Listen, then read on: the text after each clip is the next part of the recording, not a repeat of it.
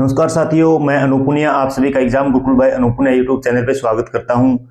साथियों, जैसा कि आपको पता है हम पॉलिटी पढ़ रहे हैं और पॉलिटी की सीरीज में हम जो कॉन्स्टिट्यूशनल बॉडीज है यानी संवैधानिक संस्थाएं पढ़ रहे हैं और आज का हमारा टॉपिक है CAG, controller and auditor general of India यानी भारत के नियंत्रक एवं महालेखा परीक्षक। तो हमारा आज का ये टॉपिक है और मैंने जो स्टैटिक पोर्शन है वो पहले से ही बोर्ड पे लिख दिया ताकि वीडियो जो लंबी ना बने क्लास और हम क्या है जल्दी इसको समाप्त कर सकें। ठीक है, तो हमारा आज का टॉपिक क्या है? Controller and auditor general of India, Bharat के नियंत्रक एवं महालेखा परीक्षक। डॉक्टर अंबेडकर जी ने कहा है जो CAG है, कंट्रोलर एंड ऑडिटर जनरल की पोस्ट है, वो भारत के संविधान में बहुत ज्यादा इंपॉर्टेंट है क्योंकि बहुत सारे भ्रष्टाचार को उजागर करने में CAG का बहुत बड़ा रोल रहता है। और जो CAG है वो आपको पता है, मैं बता भी दूंगा कि अपनी रिपोर्ट कैसे जो है प्रेजेंट करती है। ठीक है, तो सबसे पहले देखें controller and auditor general of India. CAG एक कॉन्स्टिट्यूशनल स्टेटस इसको मिला हुआ है यानी संवैधानिक जो दर्जा मिला हुआ है। इसका मतलब क्या है? संविधान में है। कब? अब संविधान में है तो कहां से कहां तक है? Article 148 to article 151। 4 आर्टिकल है तो 4 आर्टिकल को यहां मैंने नोट कर दिया। आराम से आप इनको पढ़ सकते हो ताकि आर्टिकल भी साथ में आपको याद हो सके, साथ में रिवाइज हो सके। आर्टिकल 148 में क्या है? CAG की पोस्ट दी हुई है। आर्टिकल 149 में क्या है? CAG के फंक्शन दिए हुए हैं, क्या कार्य करेगा और क्या इनके पास शक्तियां हैं। ठीक है, ऑडिट करने की यानी जो जितने भी फंक्शन है इसके ऑडिट के, उसके बारे में पावर एंड फंक्शन दिए हुए हैं। आर्टिकल 150 में दिया हुआ है फॉर्म्स ऑफ अकाउंट यानी लेखा के कितने प्रकार होंगे, उन चीजों के बारे में दिया हुआ। बस आपको ये शॉर्ट में याद रखने हैं। आर्टिकल 151 में दिया हुआ है ऑडिट रिपोर्ट यानी जो रिपोर्ट होती है, प्रतिवेदन होता है, वो अगर सेंटर के संबंध में है यानी केंद्र के संबंध में है तो राष्ट्रपति को प्रेजेंट राष्ट्रपति के पास सबमिट की जाती है और अगर राज्य के संबंध में है तो वो राज्यपाल के पास क्या की जाती है, उसको सबमिट किया जाता है। तो ये तो हमने देख लिया कि कॉन्स्टिट्यूशनल स्टेटस संवैधानिक दर्जा मिला हुआ है, संवैधानिक पोस्ट है तो पद है, तो इसका मतलब ये संविधान में, और संविधान में कहा? संविधान में 4 आर्टिकल दिए हुए हैं। एक बार एक ऐतिहासिक नजरिए से देख लेते हैं CAG को। 1858 में 1858 में लॉर्ड कैनिंग ने एक ऑडिटर जनरल के नाम से एक पोस्ट को क्रिएट किया था। ठीक है, ऑडिटर जनरल यानी महालेखा परीक्षक नाम की एक पद क्या किया था? सृजन किया था। और उसके बाद 1919 में 1919 में उस जो पोस्ट को क्या दे दिया? वैधानिक दर्जा यानी स्टैट्यूटरी स्टेटस दे दिया, यानी उसको एक एक्ट के द्वारा बनाया गया। ठीक है, आपको पता है constitutional body, statutory, non statutory bodies में क्या डिफरेंस है। जब मैंने सभी प्रकार की संस्थाओं के बारे में को सेग्रीगेट तरीके से हमने उसको कैटेगराइज किया था तो उसमें मैंने बताया था। ठीक है, और उसके बाद 1935 में 1935 में जो CAG को पावर्स मिली हुई थी उनको प्रांत स्तर तक भी क्या कर दिया? उनका विस्तार किया गया। ठीक है, यानी प्रोविंशियल लेवल तक भी उनको क्या किया गया? उनका विस्तार किया गया। और उसके बाद फिर आजादी के बाद आफ्टर इंडिपेंडेंस CAG है उसको आपको पता ही है कॉन्स्टिट्यूशनल स्टेटस दे दिया। और जो कॉन्स्टिट्यूशनल स्टेटस दिया तो जो CAG को हमारे संविधान में कहां से दिया गया? देखो इतिहास कहां से पढ़ रहे हैं हम पढ़ रहे हैं ब्रिटेन के संबंध में, सभी चीजें ब्रिटेन से संबंधित है। तो इसलिए हमारे जो CAG का सोर्स क्या है हमारे संविधान में ऐड करने का, वो है क्या है? ब्रिटेन के जो संविधान से हमने प्रेरित होकर इसको हमारे संविधान में जोड़ा गया है। ठीक है, अब देखते हैं CAG की नियुक्ति कैसे होती है। तो अपॉइंटमेंट या नियुक्ति है जो राष्ट्रपति के द्वारा की जाती है, बाय प्रेसिडेंट। और CAG को शपथ भी कौन दिलाते हैं? वो भी राष्ट्रपति दिलाते हैं। CAG त्याग पत्र भी किसको देते हैं? राष्ट्रपति को। ये चीजें स्टैटिक है तो ज्यादा टाइम नहीं लगेगा। रिमूवल कैसे हटाया जाएगा? सेम प्रोसेस होती है जो रिमूवल ऑफ जज ऑफ सुप्रीम कोर्ट होती है। अब देखो रिमूवल सेम प्रोसेस कौन सी होती है? जब सुप्रीम कोर्ट के जज को हटाने की बात आती है तो क्या है? संसद के दोनों सदनों में एक प्रस्ताव है जो स्पेशल मेजोरिटी से पारित किया जाता है यानी विशेष बहुमत से। और विशेष बहुमत से मतलब 2/3 of the present and voting member plus half of the total member यानी जो उपस्थित और मतदान करने वाले जो सदस्य होंगे उनका 2/3 और कुल का 50% यानी 50% ऑफ द टोटल। ठीक है, तो विशेष बहुमत अगर वो पारित हो जाता दोनों सदनों में तो फिर क्या है? जो प्रेसिडेंट है उसको क्या कर देते हैं? रिमूव कर देते हैं। तो ये थी जो सेम प्रोसेस रिमूवल ऑफ जज, सुप्रीम कोर्ट जज, ये आपको पता है, ये पहले भी बता चुका हूं मैं। अगर बात करें टर्म या कार्यकाल की, CAG का कार्यकाल कितना होगा? तो CAG का कार्यकाल कितना होगा? या तो 6 वर्ष का कार्यकाल हो चुका हो उसका, कितना? 6 वर्ष का उसका कार्यकाल हो चुका हो, या फिर क्या है उसके जो 6 वर्ष तो हुए नहीं, लेकिन उसकी जो एज कितनी हो चुकी हो, 65 ईयर्स ऑफ एज, यानी आयु के 65 वर्ष क्या है पूरे हो चुके हो, जो पहले हो, विच एवर इज अर्लियर, जो पहले हो उसी को मान लिया जाएगा। अगर 6 वर्ष का कार्यकाल पूरा पहले होता है तो क्या है, उसको कार्यकाल समाप्त हो जाएगा। यदि 65 ईयर्स ऑफ एज पहले कंप्लीट होती है तो उसको मान लिया जाएगा। अब बात करते हैं salary allowances pension service condition. जो सैलरी होती है इनको सुप्रीम कोर्ट के जज के जो समान मिलती है, ठीक है। अब देखो जो सैलरी अलाउंसेज, सैलरी यानी वेतन, अलाउंसेज यानी भत्ते, सर्विस कंडीशन यानी सेवा शर्तें, ये संसद के द्वारा तय किए जाते हैं, किसके, कंट्रोलर एंड ऑडिटर जनरल के। और जो सैलरी और अलाउंसेज है ये charge upon consolidated fund of India, यानी भारत की संचित निधि पर भारित व्यय होते हैं, ठीक है। भारत की संचित निधि पर भारित व्यय, जब मैंने बजट का टॉपिक पढ़ा था तो ये पढ़ा था कि भारत की संचित निधि पर भारित व्यय कौन से होते हैं, भारत की संचित निधि से व्यय कौन से होते हैं, इन चीजों के बारे में हम पहले डिस्कस कर चुके हैं। और इंपॉर्टेंट क्या है, पद अवकाश के बाद यानी रिटायरमेंट, सेवानिवृत्त होने के बाद क्या है, ये कोई भी सरकारी पद पर नहीं रह सकते, यानी can not hold government post, कोई गवर्नमेंट पोस्ट ये नहीं होल्ड कर सकते, ठीक है। तो ये था स्टैटिक पोर्शन पूरा का पूरा। आपको एक बार वीडियो पॉज करके सभी चीजें नोट कर लेनी है, इसमें कुछ ज्यादा नहीं है, बस आपको याद रखना ये चीजें, ठीक है। मैंने इसलिए इसको पहले करवा दिया ताकि वीडियो लंबी ना हो। अब पावर एंड फंक्शंस देखते हैं सीएजी के, कि क्या पावर है और क्या फंक्शन है, तो उनके बारे में देखते हैं। तो पावर एंड फंक्शन है जो, वो क्या है, पावर एंड फंक्शन अगर बात करें तो केंद्र के संबंध में भी इनके पास पावर है और राज्य के संबंध में भी इनके पास पावर है।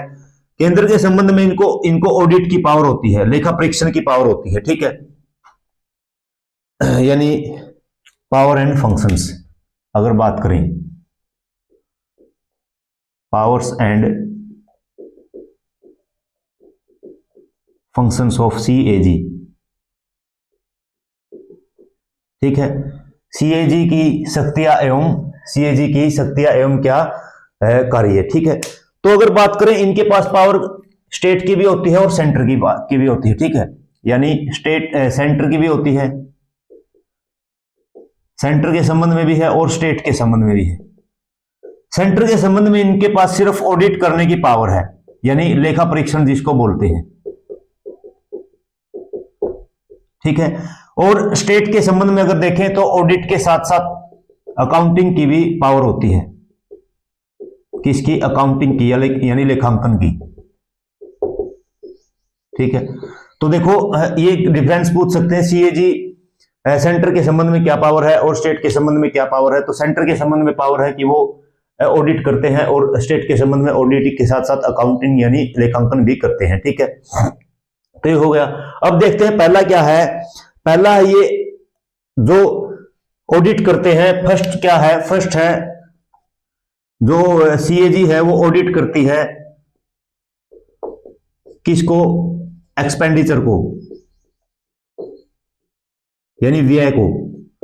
व्यय कौन सा व्यय है, भारत की संचित निधि से भारित व्यय, मतलब भारत की संचित निधि से जो व्यय किया जाता है, भारत की कंटिजेंसी फंड से यानी आकस्मिक निधि से व्यय किए जाते हैं, और भारत की लोक लेखा जो समिति, लोक लेखा यानी पब्लिक अकाउंट से जो एक्सपेंडिचर किए जाते हैं। तो कौन से एक्सपेंडिचर, एक तो देखो शॉर्ट में ही लिख लेना, कंसोलिडेटेड फंड से,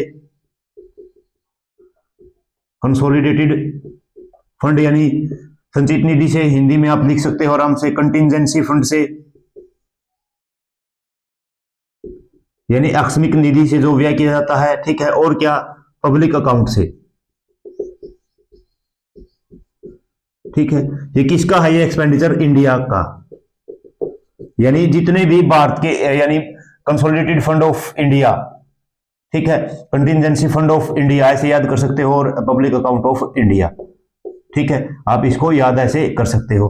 तो यानी भारत की संचित निधि से व्यय होते हैं, भारत की आकस्मिक निधि से व्यय होते हैं, भारत की लोक लेखा से व्यय होते हैं, उनके जो एक्सपेंडिचर है उसकी ऑडिट यानी उसका लेखा परीक्षण का काम किसका है, तो सीएजी का है, ठीक है।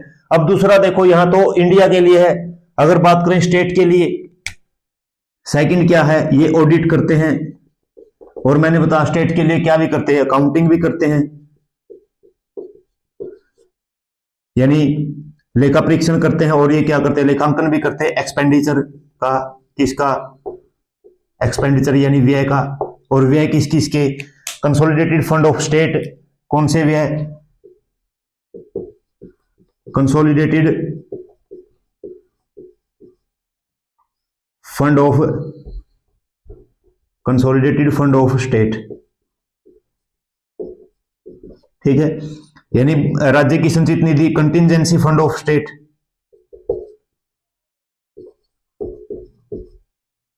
फंड ऑफ स्टेट, और पब्लिक अकाउंट ऑफ स्टेट।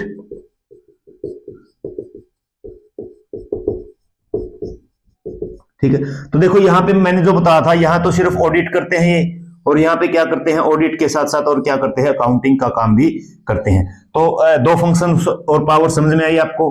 पहला तो क्या है, भारत की संचित निधि से, भारत की आकस्मिक निधि से और भारत की लोक लेखा से क्या है, जो भी व्यय होता है उसके क्या करते हैं, ऑडिट करते हैं। दूसरा क्या है, राज्य की संचित निधि से, राज्य की आकस्मिक निधि से और राज्य की लोक लेखा से जो भी व्यय होता है उसकी ऑडिट यानी लेखा परीक्षण और अकाउंटिंग यानी लेखांकन करने का काम भी करते हैं। ठीक है, ये बातें आपको समझ में आई होगी। उसके बाद नेक्स्ट क्या है, नेक्स्ट है जो सेंट्रल और स्टेट के डिपार्टमेंट हैं, सेंट्रल और स्टेट के जो डिपार्टमेंट हैं उनके द्वारा कितना खर्च किया जाता है, उस खर्च का भी क्या करते हैं, ऑडिट करने का काम करते हैं ये। यानी थर्ड क्या है, ऑडिट करते हैं किसका, एक्सपेंडिचर का, एक्सपेंडिचर को, किसके एक्सपेंडिचर, कहां डिपार्टमेंट हैं, जो विभाग हैं, ठीक है, और विभाग कौन से, सेंटर के, केंद्र के भी और स्टेट यानी राज्य के भी, जो जितने भी सारे के सारे विभाग हैं वो कितना व्यय करते हैं, एक्सपेंडिचर का मतलब होता है व्यय करते हैं, उसकी जो ऑडिट करने का काम कौन करती है, उसके ऑडिट करने का काम भी सीएजी करती है। ठीक है, ये बात आपको समझ में आई होगी। तो देखो तीन फंक्शन हो गए। पहला फंक्शन तो क्या था, स्टेट केंद्र के संबंध में जितने भी उन जो भारत की निधियां हैं उनसे जो व्यय होता है, राज्य के संबंध में जितनी निधियां हैं उसमें जो व्यय होता है उसका ऑडिट भी और उसकी अकाउंटिंग भी। तीसरा क्या है, ऑडिट करते हैं किसका, व्यय का, कौन से व्यय जो विभागों के द्वारा किए जाते हैं, कौन से विभाग जो सेंटर के हैं और जो स्टेट के हैं। ठीक है, उसके बाद क्या है, और किसकी ऑडिट करते हैं, फोर्थ ऑडिट करते हैं एक्सपेंडिचर, व्यय। एक तो गवर्नमेंट कंपनी है, जो गवर्नमेंट कंपनी, ठीक है, यानी जो गवर्नमेंट कंपनियां हैं, ठीक है, उनके क्या करते हैं, उनके जो एक्सपेंडिचर के ऑडिट करते हैं, व्यय का क्या करते हैं, लेखा परीक्षण करते हैं। और दूसरा क्या है, अगर कोई कंपनी है वो बाय एक्ट लॉ के द्वारा बनाई गई है, विधि के द्वारा बनाई गई है, और उस विधि में क्या किया गया है, उस विधि में परमिट किया गया है किसको, ऑडिट करने को। ठीक है, यानी जब विधि के द्वारा यानी एक एक्ट के द्वारा उस कंपनी को बनाया गया, उस एक्ट में लिख दिया गया कि सीएजी इसको क्या कर सकती है, इसकी ऑडिट कर सकती है, तो इसका मतलब क्या है, फिर जो सीएजी है उसकी ऑडिट भी कर सकती है। ठीक है, तीसरा क्या है, और ऑडिट कर सकती है एक्सपेंडिचर की, प्राइवेट कंपनी के एक्सपेंडिचर की, किसकी, प्राइवेट कंपनी, जिसमें गवर्नमेंट क्या है, गवर्नमेंट है रिवेन्यू शेयर करती है, गवर्नमेंट क्या करती है, रिवेन्यू शेयर। ठीक है, रिवेन्यू शेयर का मतलब क्या है, जो वहां से मतलब जितना भी राजस्व संबंध है उसके मामले में जो सरकार है या मतलब बोल सकते हो जो गवर्नमेंट है वो क्या है, एक पार्टनर के रूप में है, तो वहां उस कंपनी का भी एक्सपेंडिचर या व्यय की जो ऑडिट कर सकती है कौन, सीएजी कर सकती है। ठीक है, और क्या है, ऑडिट कर सकती है जितने भी ट्रांजैक्शन होते हैं सेंट्रल और स्टेट गवर्नमेंट के। नेक्स्ट क्या है, फिफ्थ, जो ट्रांजैक्शन है, ठीक है, जो मतलब जितना भी लेन देन होता है कि कहां, सेंट्रल गवर्नमेंट का और स्टेट गवर्नमेंट का। ट्रांजैक्शन का मतलब क्या है, जिस तरह उन्होंने ऋण लिया यानी डेट लिया ऋण, ठीक है, लोन लिया, और क्या है उनके पास कितना सिंकिंग लोन है, उनके पास कितना डिपॉजिट है, इन चीजों के बारे में तो क्या कर सकती है, उसका भी जो ट्रांजैक्शंस हैं सेंट्रल और स्टेट गवर्नमेंट की, उनका भी लेखा परीक्षण करने का काम कौन करती है, उनके भी लेखा परीक्षण करने का काम करती है जो सीएजी। ठीक है, और क्या कर सकती है, और मतलब जितनी भी रिसिप्ट होता है यानी जितना रिसिप्ट होता है और जितना एक्सपेंडिचर होता है, पूरा का पूरा रिसिप्ट और एक्सपेंडिचर सेंट्रल और स्टेट गवर्नमेंट का, उसकी भी क्या कर सकती है, वो ऑडिट कर सकती है। ठीक है, यानी ऐसे कर लो इसको, ट्रांजैक्शन हो गई और क्या है, ऑडिट कर सकती है रिसिप्ट्स का एंड एक्सपेंडिचर किसके, सेंट्रल एंड स्टेट गवर्नमेंट के। ठीक है, उसकी भी ऑडिट कर सकती है। कौन, सीएजी ऑडिट करती है। तो ये थे फंक्शंस किसके, ये फंक्शंस थे जो सीएजी के। ये इंपॉर्टेंट फंक्शंस मैंने बताए, वैसे फंक्शंस तो और भी है। ठीक है, ये इंपॉर्टेंट मैंने आपको बता दिए। अब देखते हैं रिपोर्ट के बारे में। किसके बारे में, रिपोर्ट के बारे में। तो मैंने बताया आर्टिकल 151 में क्या था, रिपोर्ट। ठीक है, सीएजी की जो रिपोर्ट है। तो आर्टिकल 151 की अगर बात करें, उसमें क्या है, जो सीएजी है वो अपनी रिपोर्ट, सीएजी अपनी रिपोर्ट कहां, अगर केंद्र के संबंध में है तो प्रेसिडेंट को, नहीं इसको ऐसे लिख देते हैं, अपनी रिपोर्ट है जो अगर केंद्र के संबंध में है तो प्रेसिडेंट को, राष्ट्रपति को, और अगर राज्य के संबंध में है तो गवर्नर को सबमिट करते हैं। ठीक है, अब देखो फिर प्रेसिडेंट क्या करते हैं, उसको पार्लियामेंट में रखवाते हैं, संसद में रखवाते हैं। ठीक है, कहां पे, संसद में। और गवर्नर क्या, राज्य विधानमंडल में, यानी स्टेट लेजिस्लेचर में, यानी राज्य विधानमंडल में। राज्य विधानमंडल मतलब राज्यसभा, सॉरी, राज्य विधानमंडल मतलब विधानसभा, और जिस राज्य में विधान परिषद दो, वहां। ठीक है, अब देखो आपको पता है, मैंने भी बताया था, पब्लिक अकाउंट कमेटी होती है पार्लियामेंट में। मैंने बताया था जो पार्लियामेंट में स्टैंडिंग कमेटी होती है, और स्टैंडिंग कमेटी में एक कौन सी कमेटी होती है, एक होती है पब्लिक अकाउंट कमेटी। तो फिर क्या है, पार्लियामेंट में जो पब्लिक अकाउंट कमेटी है, उस रिपोर्ट की क्या कर सकती है, उस रिपोर्ट की जो एग्जामाइन करती है उसको, यानी उसको उसकी जांच करने का काम कौन करती है, फिर पब्लिक अकाउंट कमेटी करती है। ठीक है, यानी पीएसी क्या करती है, एग्जामाइन करती है, यहां पे भी होती है। ठीक है, examine the report of CAG, यानी सीएजी की रिपोर्ट की जांच करती है। ठीक है, पीएसी क्या है, यहां पे पब्लिक अकाउंट कमेटी, ये public account committee of parliament, यानी लोक लेखा समिति। आपको ध्यान में आ रहा होगा, लोक लेखा समिति। ठीक है, लोक लेखा समिति। अब देखो पब्लिक अकाउंट कमेटी किसकी जांच करती है, सीएजी की रिपोर्ट की। इसका मतलब क्या है, सीएजी पब्लिक अकाउंट कमेटी है जो उसके काम करने में मदद करती है।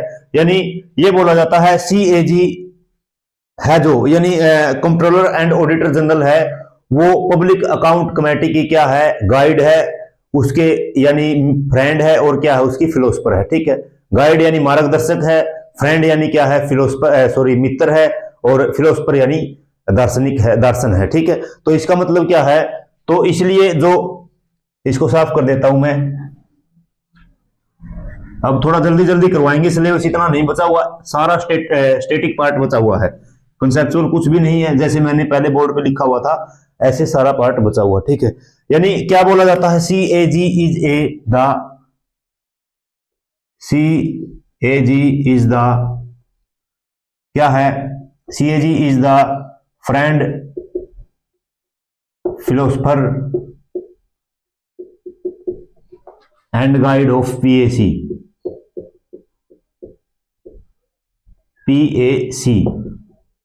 Public account committee. ठीक है, फ्रेंड यानी मित्र, फिलोसफर यानी दार्शनिक, और गाइड यानी मार्गदर्शक है कौन, सीएजी। यानी सीएजी की रिपोर्ट पे पब्लिक अकाउंट कमेटी कार्य करती है, यानी सीएजी क्या करती है, पब्लिक अकाउंट कमेटी की मदद करती है।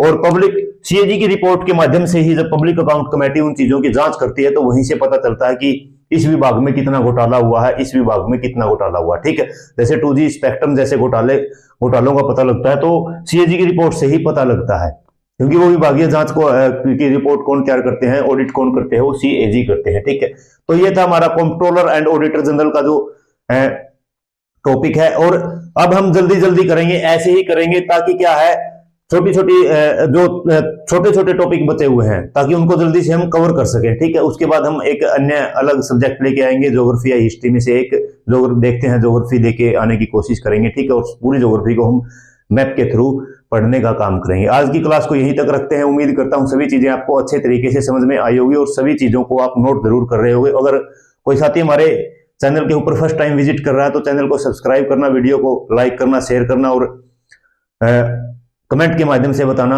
जो पॉलिटी की सीरीज है इसके बारे में आपकी क्या राय है, पॉलिटी की सीरीज आपको कैसी लगी। इस चैनल पे आप जुड़े हुए अपना सहयोग दे रहे हो, इस सहयोग के लिए आप सभी साथियों को बहुत बहुत धन्यवाद। Thank you. जय हिंद, जय भारत। मिलते हैं एक और बेहतरीन क्लास के साथ, तब तक के लिए आप सभी साथियों को अनु पुण्या की ओर से नमस्कार।